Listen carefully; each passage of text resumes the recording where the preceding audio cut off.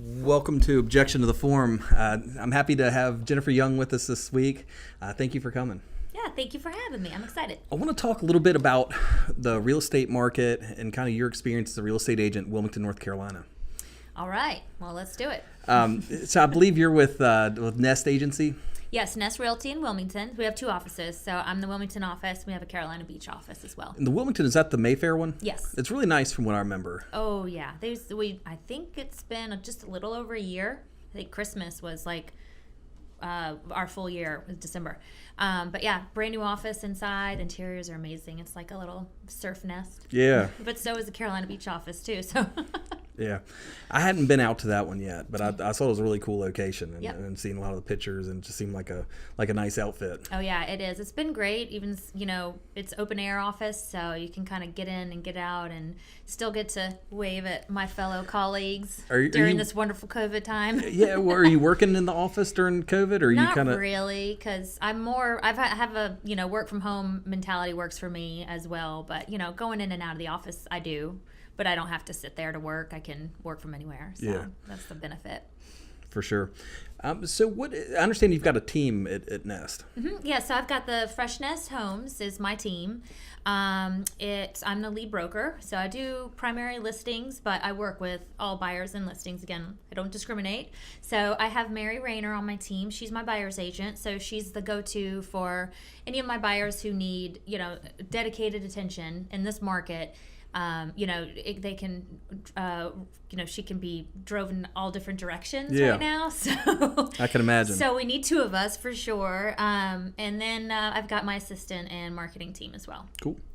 Well, I'm glad that you know both ends of it, because I wanted to talk a little bit about some buyer strategies and seller strategies, and kind of how what you're experiencing right now, and kind of help some of the folks listening or watching maybe give some useful information if they're considering buying or selling real property. Sure. But I understand your expertise to be mainly in listing, or I know you have expertise in both areas, but you're kind of more of the listing agent of your team. Yes, I'm primarily a listing agent because everything goes under my, how it works. It's just my name on the signs. Yeah. But yes, so I will deal mostly with the listings, and again, working just as much with buyers, especially in this market. It's you still have buyers everywhere right now, so you have to be very voiced in both terms, because if you only list, how are you supposed to represent your seller the right way when you have buyers asking to buy your property? Well, where are you seeing most of the buyer, or not where are they coming from, but I guess are you seeing a lot of folks coming in from out of town right now? Oh yeah. So relocation is a big one. A lot of locals moving up and also downsizing, both. And a lot of people even just from North Carolina, just in different sectors, Charlotte, Raleigh, different beach towns coming in. So it's been a very diverse market this year, not just retirees, but it's heavy, obviously. It's always heavy retirees. But I think what we saw was a lot more people moving from the city areas coming in because they could work from anywhere.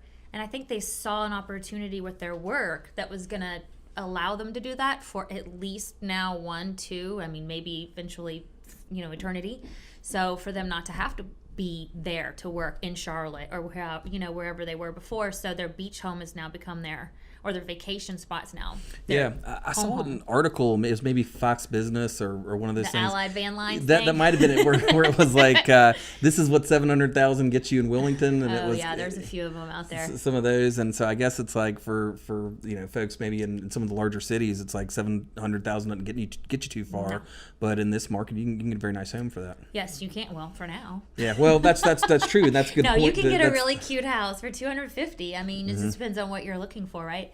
But yeah, the market for where we are, our taxes, they kill it with the taxes here compared to what other cities have to pay. So they can really afford a lot more house, and then your interest rates are the lowest in history. So why not? Why not buy something? That's right. And so I understand that right now there's kind of a shortage of inventory or houses available to sell. So would you recommend selling right now, or is it more one of those things where I guess you'd have to have a pretty clear exit plan? What are you going to do? Yeah. Because I guess you can always sell more and get more, but then you're probably looking at paying more also. Yeah, it goes both ways, and it's an interesting question because I've had a lot of clients coming to me with the same type of situation. So there's, inventory's low. We probably have, I think last time I checked just the other day, was under 2 months of inventory, which is nothing. I mean, that means under 2 months, if everyone sold, we would be out of homes to buy. What's standard for inventory? It's really, I mean, sometimes you 4, 5, 6 months, would be a nice equal balance. I got to Wilmington around 2007, and so it was like right when. Oh yeah, that was when. Yeah, and I remember it seemed like what everybody's worried about was the banks owned so much that they were rolling it out slow because they didn't want to just totally depress the market.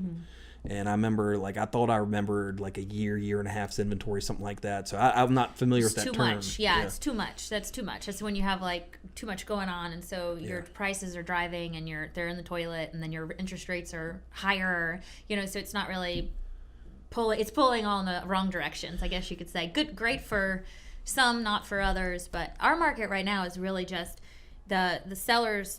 I personally recommending my sellers sell now if you can. If you don't have anywhere to go, I mean, I've got one seller who's like, I'll sell now if I make X. I will sell now and go rent just to get out of this house now, just in case, because no one has the crystal ball, right? That's everything right. Is all of they, as they say, whoever they are, right?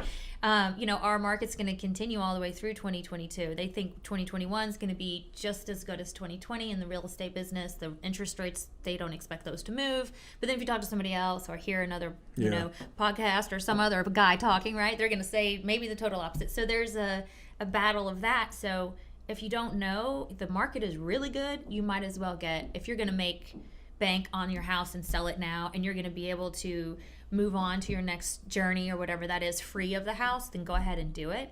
Also buying, go ahead and buy it. Even though it's a little higher on the market side, your interest rates are so low, you can afford that difference. So it's really kind of you're paying a little bit more, but your payment's still the exact same, if not lower, than say you were looking at $500, now you're looking at $700, but you're still paying the same amount of money. That's a good way of looking at it. It's kind of a double-edged for some people. Well, so within the issue of when should you sell, I'd always heard that you want to sell, that you want to be on the market in time to sell and get out of the house by the school year changing, because people are concerned with getting established in a home, I guess, so their children can,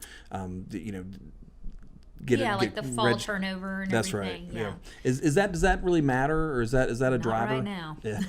It was really weird last year because of that. We weren't really sure how that was going to affect our fall market, and the fall market, I didn't slow down. I didn't slow down literally from January, March through the whole. I mean, my third and fourth quarter were probably my largest quarters of the year.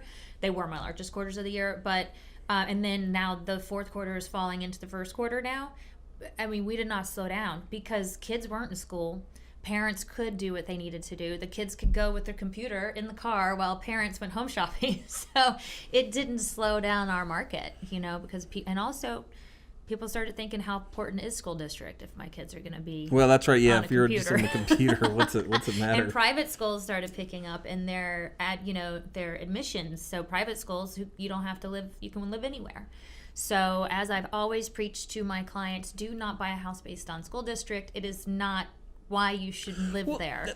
I'm glad you said that, because that's I'm not a parent, so I don't really I don't know really, but it just seems like to me, in your average community, is there that big of a difference between the schools and the public school system? There are in some. There are some major differences in obviously bigger cities and smaller cities too. And in Wilmington. Wilmington has its own things with people claiming this district's better than that district, this high school's better than that high school. Depends on the child, right? Depends on what your needs are for your kid and what they need in their schooling.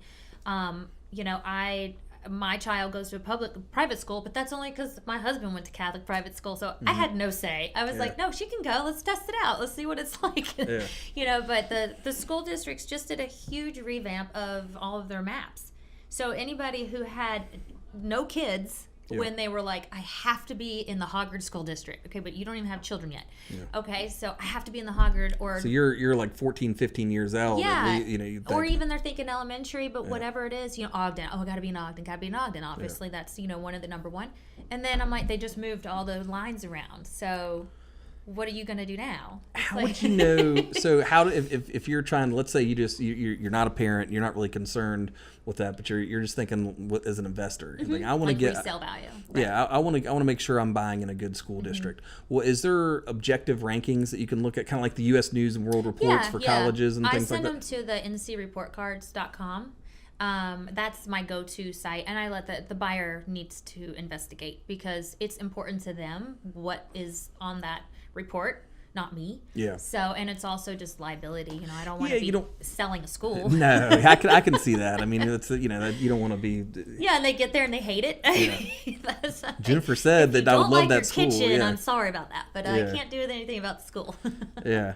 Well, so sorry, it's a good time to sell, but you do have to have a plan for where you want to go. So if you decide you want to sell, do you think you just find an agent and put it on the market, or what kind of prep work do you think you should look into prior to selling listing a home? First thing you have to do is call me, and then you call Jennifer, and she will hook you up. No, honestly, you do need a realtor, and I know a lot of people think our market is so hot. I'll just put a for sale by owner sign in the yard. Put it in Facebook Marketplace, whatever. Do people do that? Do people put their houses on Facebook? Yes, all the time. And what happens is you get a million people. Oh, how pretty it is! Do you have pictures? Do you have a floor plan? Do you have the price? Do you have all these questions? Yeah. When if you would have done it right the first time, all that information would have already been out there, and they wouldn't be asking you 5,000 questions. But what do I know? So you put it. The market is basically driving, but it's realtor driven too. Your buyers are with the realtor. The buyers are on Zillow, and then they call a realtor to what? Show them the house. So so you going as a for sale by owner, you're just hanging out in the wind because you're not in the MLS. You're in Zillow. You get to go in Zillow. I think they're about to change some major rules with Zillow too, and I haven't been able to keep up with all that. Can you explain Zillow to me? Zillow. So like what I know Zillow as I don't know is what I know Zillow as is if I want to see a guesstimate of what a property is worth, I can enter in the address and it'll show that. So it's as good really as the information entered. It's about as like that's what I always tell people with Zillow. It's only as good as the information entered into MLS. So if the price that was sold last or the prices that were sold and Zillow isn't picking the correct price, it could also pull an old sale price. Zillow is not 100%. So there's not it pulls from the MLS portals and the data, but it doesn't always, and the tax records. So the tax records are always wrong. Yeah. You have wrong information in there all the time. So I put a listing in one time, and Zillow pulled it as a 3-bedroom, 7-bath house. I was like, whoa. Yeah, that's odd. But whatever, but Yeah. So that guesstimate goes off of whatever information it's pulling from the tax records and what's sold in Zillow. But if your realtor goes and runs comps for you, that's going to be real-time information that runs in the back of our MLS showing real-time closings, the real pricing plus concessions that are given at closing. Just because you sold for $500,000 on the front end, there could have been a $10,000 incentive in the back end for the buyer saying, so really they closed at $490. Yeah. But you would never know that unless you had a realtor pull information. That's a very good point. It's back end info. Well, and I guess the other part of my question about how Zillow works and what it is how are buyers using Zillow do they just drive by a house they like and say, oh, I'm going to look up what that's worth? Zillow's not. Zillow's used as kind of a tool for the buyer. My buyers use, a lot of them they're addicted to Zillow and Realtor.com. So they're like, oh, I'm set up on Realtor.com, so I see the listings through there. So I'm saying, okay, fine, claim me as your realtor so I can follow you on Realtor, and then I can see everything you're looking at. So I can at least see it. And then when they say, hey, Jen, I want to see this house, they just shoot me the link. I can pull it up in MLS and get the real stuff. And then I have to tell them, oh, it's pending, sorry, because it's not real time. It's not as real time. They try, but they can't. They can't. It's impossible for the systems to pull as quickly as we enter. Because the second I say it's pending or sold, it's sold or pending in MLS. So the second you go back and refresh, it's there. You can go to Zillow for like a day or two and it's still open. It seems like that'd be a frustrating process, especially like with how quickly things are moving right now, if you're relying on Zillow for that. But I guess from my standpoint, it seems like you would just, if you go to a real estate agent, what I've always done in the past when I've bought properties is kind of give the agent kind of a general idea of what I'm looking for, and then they'll kind of shoot me some examples that might fit the list. But I guess you're saying, so I guess that's kind of changing today, where people are kind of maybe more do-it-yourself types, or they like to do the kind of the front end shopping on their own. They know what they want, and so I feel, I mean, I still set up portals. I still set up the information just like that to send them things so they can get the freshest, the newest listing. They can also see, it's good for a buyer to be able to see when something goes pending, so they can kind of see, okay, she's not lying. She's not full of it saying, if you see a house you like, you better tell me so we can go look at it. Or if you see a house you like, let's get on it. Don't wait and haul around it, because it could be gone. And then, if they see these houses moving and pending like that, and then also they see them selling, they can see the sales price. So then they know, I'm not going to go in and lowball this guy because everyone's at full ask on this block. So they can do their own due diligence of their own if they like. And if not, it just sits in their email and they call me and say, I really like that house that you just sent me. Let's go look at it. And a lot of times my buyers are very, they're already like ready. So they're like super ready to go, right? So they've already picked out all their houses and they just like throw up all these listings on me, and so I have to check them out, and what's left of it we'll go look at. Are you doing much sight unseen purchases or virtual purchases, kind of in light of what we got going on right now? I am doing a lot. Well, I was doing a lot more. It's a lot more in person now, but I sold I think I did three sight unseen until they got here and closed and moved to your houses, and those were that's a big leap of faith. I mean, I did a lot of video FaceTiming, a lot of FaceTime showings. That was fun because it's just kind of like, hey, here's the house, video. They still, though, the biggest thing was they can't smell it. It's a crazy thing. You want to smell. I guess that's where they gotta. If you're there, you gotta say, hey, this looks nice, but there's a situation. And my nice could be different than your nice. Well, that's right. Well, I guess if you're the listing agent, you're not gonna want to scare people off. No, but mine were buyers. Like if I would do it for the buyer, so I would go into the houses and show them, and I'm like, okay, it looks really nice. It smells clean, So I had to really like all senses on, and you also have to read their reaction through the phone is really hard because you can't read body language.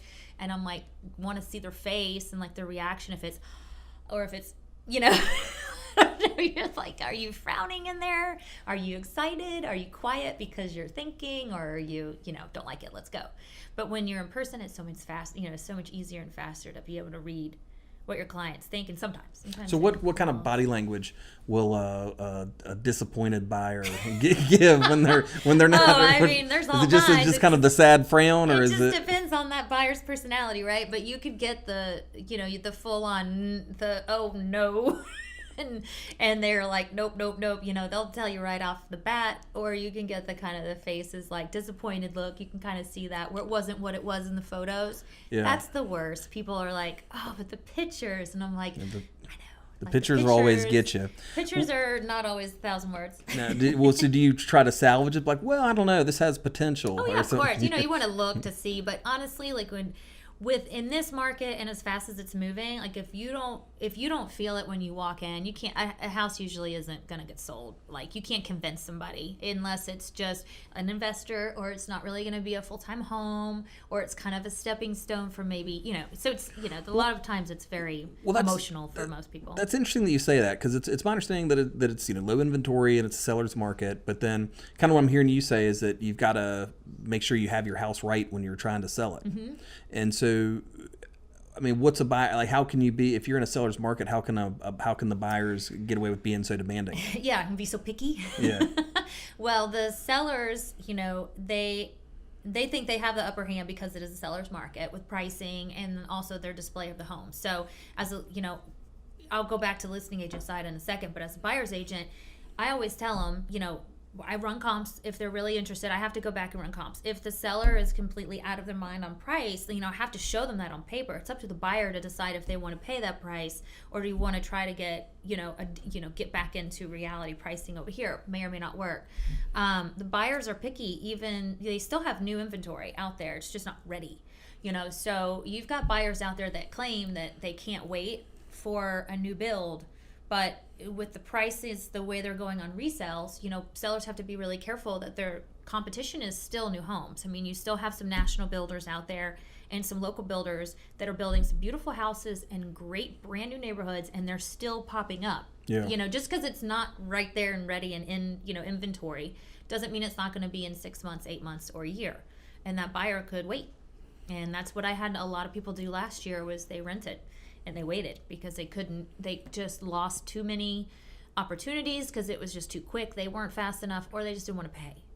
So people were like, I'm just going to go get a new house. It's a lot easier. I can do it at my speed and get it exactly like I want it. Well, then what type of things should you take care of if you're a seller and you're trying to get your house sold? What are the kind of the top 5 things that you got to take care of and make sure your house is in order to make it marketable? Well, sure. Now, today in our, area, so being in Wilmington and by the beach and everything, I think most importantly is your exterior. You got to have the curb appeal first, because buyers don't want to waste time. Realtors don't want to waste time. They drive by it and see, the yard is like really rough, or the house is really dirty, or, like the curb appeal just isn't there. Let's just move on to the next one. And they'll do that. Really? Yes. And the sellers get mad because you didn't come in. But as a buyer's agent, you can't force them. If they don't want to waste time and you're on a schedule, they could just call and cancel an appointment on you last minute. So that kind of stinks, right? So you want to at least get them in the door, because the house could be perfect. But you're like, just go inside. And they're like, no, I don't want to. So you have to keep going. So that's, I think, curb appeal number 1. You got to power wash. You got to cleaned up. You make your windows sparkle. Get your screens cleaned. All that kind of stuff. People a lot of times just, they think about it, it's going to get done, and then they forget.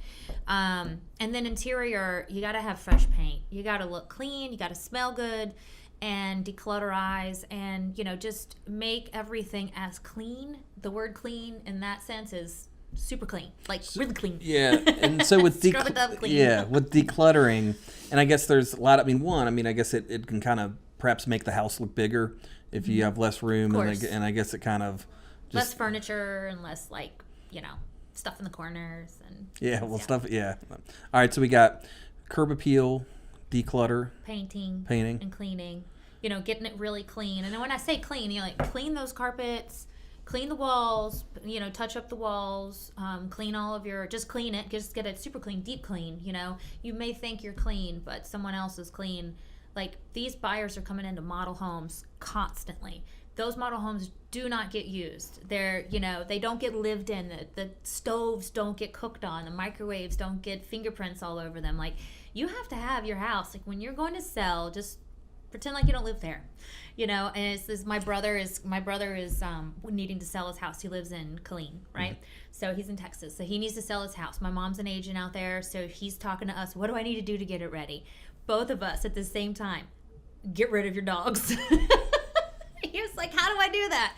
And I was like, no one wants to smell you, and they don't want to smell your dogs. I said they want to walk into a house that is, clean, pet-free, people-free. It's like people just want to think that they just walked into a model every time. Well, that's exactly right. And, especially with the dog smell, because, it might be that it just needs a quick clean, or it might be, seeped into the floors and that sort of thing, and that's not a good situation. Other pet issues can happen. But dogs, like, you're the owner of a dog, doesn't bother you, but, and like a cat box, certain things. But well, that doesn't seem like major. I mean, that seems like kind of common sense things that aren't like that you should be able to do in a couple weeks. Mm-hmm. Yep. So it doesn't seem like you're talking about a major renovation or anything like that. I wouldn't recommend any major renovations on a house unless you had an open wall that wasn't finished. Like, if you have unfinished projects, finish them.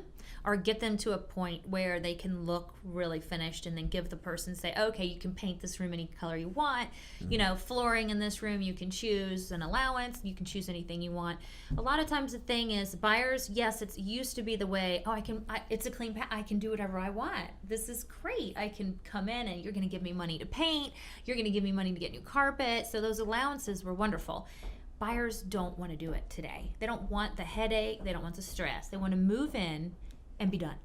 Like, I've even tried with new homes. I've even tried selling to my buyers. Like, you can save thousands of dollars if you wait till after you move in and hire a contractor to do these few things. And they're like, nope, I don't want to do it. I'll pay. Because they would rather have it done. They don't want desks. They don't want the painters. They don't want people coming in and out of the house. Well, so it's just really a preference of the buyer. So you really kind of, if you leave that open, I feel like it's a 50-50. Like, you kind of like took 50% of the market out. Yeah. Does that make sense? No, it does. Yeah, some people there's they don't want to deal with any kind of inconvenience. They're like, I just want to move in. Yep. Leave my house.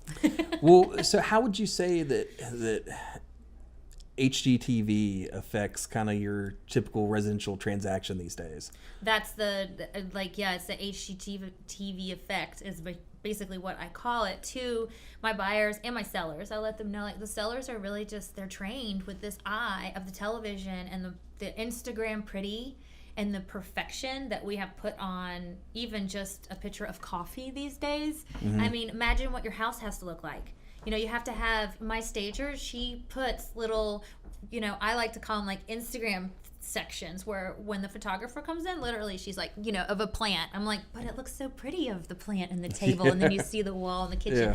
So she's looking at it in the same way that you have to look at your house as a big, just like Instagram post. Like, everything's got to be perfect. And the buyers, if it's not perfect, I have houses that are like brand spanking new inside, but they're not new. They've been lived in. So they have a little, corks and here's and things that, refrigerator's not perfectly clean and brand new, but you can't get it any cleaner. It's just the way it looks after it's been used. And they're like, oh, and I'm like, what? Really?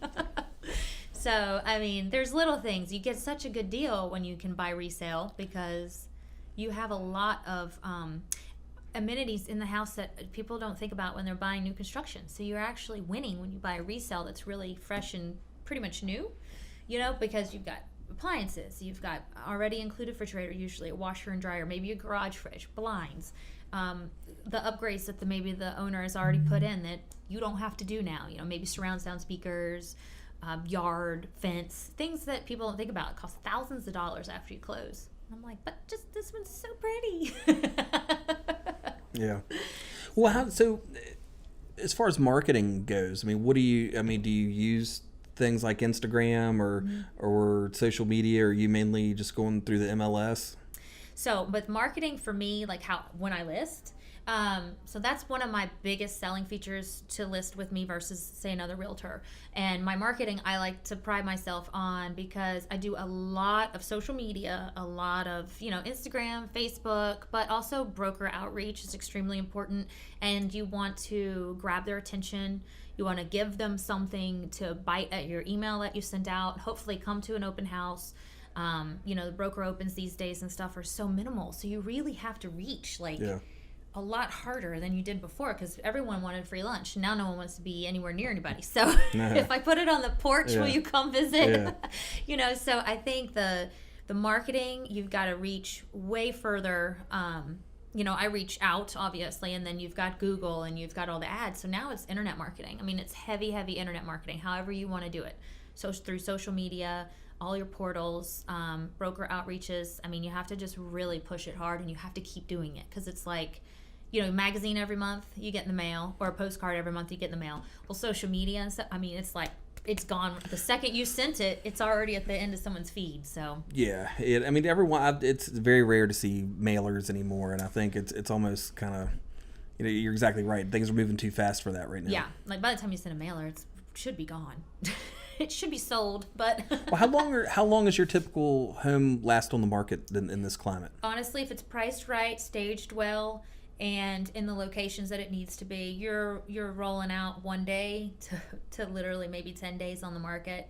It's averaging, I don't know what the actual average is because the averages around here are very skewed because anybody obviously can tell you if you've got a water property or anything that's worth anything, it's gone like immediately. Our luxury market slows a little bit just because that's a different type of buyer, but your market between $250 to say $350 and now it's $450. I mean, if it's, like I said, if it's priced right and it looks pretty it's usually gone. Like it's a quick move, and multiple offers still happening, paying over ask or at ask, and appraisals are catching up too. So we're not having those issues. That was going to be two questions I was going to ask you. Is one, so when you're putting together an offer, if you're representing a buyer, I mean, I would have a hard time, like conceptually, with, all right, if they're saying they're selling it for, let's say, 400, why would I offer more than that? Right. But I understand, like, there's, with what's going on right now, you've got multiple offers. Yeah. So do you advise people to go in over or? Yeah, again, it's kind of what your buyer's preference and ability is. So you have to find out their buying power. If they've got it and you say, look, you really want this house, what's $10K going to do to you monthly? Yeah. If you can afford it, what can you afford monthly? And I try to help them backwards, so like, what is it monthly that you're trying to do? And let's see what you can afford to bid. Because if you overpay it, how long are you going to be in the house? That's another thing. That's a very important question that a lot of people forget to ask. How long do you plan on being in this house? Is this like, oh, my husband's only going to be here for 2 years and then we're going to move? Well, you might not win the money back. So it's really like, you're going to be investing a little bit extra cash into this house. You may not get it all back at the end. Are you okay with that? Yeah. You're going to be here this is your retirement home and you plan on being here until whatever. Well, then, yeah, put the extra few grand in, because if it's going to be the house you want, you don't want to lose it over that, Well, you mentioned appraisals catching up, because that was one of the things I guess that I was seeing as being a potential shortfall of doing that. So if you say, well, I really want this house, I'm going to go offer the extra $10,000 over ask, right? And then they accept, but then your appraisal is not there. Yeah. So I mean, and I'd heard, so I know that appraisers are like everybody else. There's just, they're kind of overworked, and there's not enough in the market to keep up with what all's going on. I'm seeing the price of appraisals raising and whatnot. It's taking them longer to get them done. But for a while, some of the people were complaining that there weren't enough appraisers in our market, and so people were coming in from out of town that was awful. that weren't. So I guess that was the thing. I guess I heard correctly. Yeah. Yeah. That they weren't familiar with the market, and they weren't even in our MLS. I don't even know how they were doing comps. Yeah. No idea. And so they were coming back with these just off appraisals that were compromising a lot of the sales, I guess, because the loans were falling through. Right. Yeah, we did have, and that was more, I feel like, towards, I think it started correcting a little heavier on the fourth quarter side. The appraisers are still overworked. I mean, they definitely are working way, many more days and hours than they were before.